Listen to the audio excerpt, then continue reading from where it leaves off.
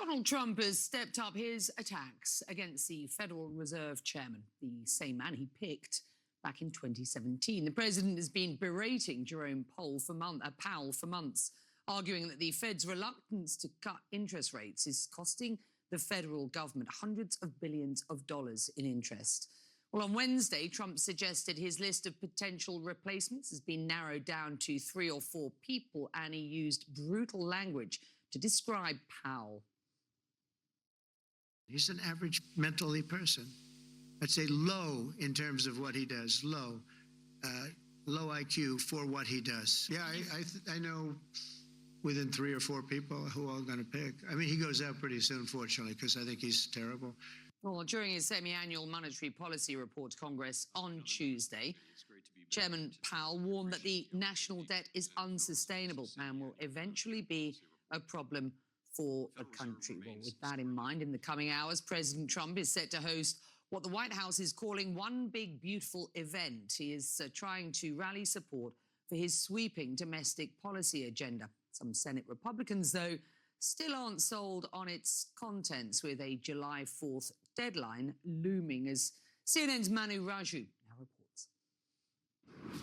President Donald Trump is demanding that Republicans fall in line and push through his massive domestic agenda within days. But there are still significant divisions in the Senate and in the House to get the bill over the finish line. This bill is sweeping in nature, a multi-trillion-dollar overhaul of the United States tax code. It will pump hundreds of billions of dollars into new programs for defense and for border security projects. It would call for new energy drilling across the country and new work requirements on social safety net programs. But it is those deep spending cuts in particular that have divided Republicans, both in the Senate and in the House, and over a number of issues, but namely on the issue of Medicaid. That is the huge entitlement program for the disabled and for low-income individuals. And there are concerns from Republicans that the cuts that are being called for could lead to many losing their health insurance in their states and in their districts, and particularly the concerns over the Senate's plan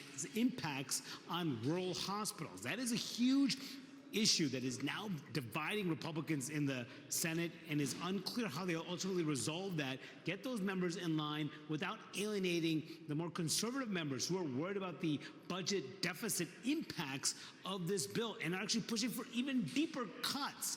But one key Republican Senator, Tom Tillis, who is up for re-election in North Carolina next year, told me that that plan needs to change in dealing with how far to cut in Medicaid, or he could vote against it. I think that the Medicaid cuts are directionally right, but I think very difficult for the states to absorb. And we've just got to figure out a way to achieve what we're trying to do, bend the curve. But right now, this could have a big negative impact on North Carolina. Well, I think current estimates are about $38 billion over 10 years. That's a big impact. I don't think anybody believes that the current text is final, so I don't believe anybody would vote for it in its current form. We've got a lot of things that we're working on. But beyond Medicaid, there are other issues that are dividing Republicans, including how to deal with tax breaks, state and local tax deductions. That is something that has been pushed by particularly New York Republicans, who are trying to increase the amount that taxpayers can deduct from the local levies that they face every year.